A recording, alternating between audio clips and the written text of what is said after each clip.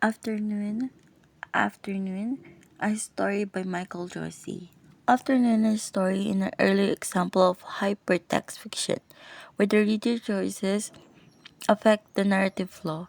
The story is set of suburban home and focuses on the main character, a man named Peter, and his relationship with his wife and children. The story unfolds fragmented, non-linear segment, exploring themes of family, love, memory, and the complexities of human emotions. The narrative allows readers to interact with the text, creating a personalized experience that shifts based on the reader's decision. Afternoon, a story challenges traditional notion of storytelling, particularly linearity and authorship. The work highlights themes of interactivity, personal agency, and the fluid nature of memory.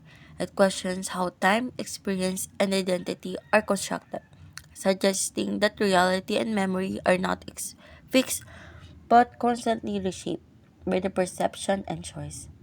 The story invites readers to reflect on the role of choice in shaping their understanding of the world and their relationships. By offering fragment interactive narrative, Afternoon and Star mirrors complexities of human experience, where decision, however small, can alter the course of life. It also encourages us to think about how we remember and construct our personal histories.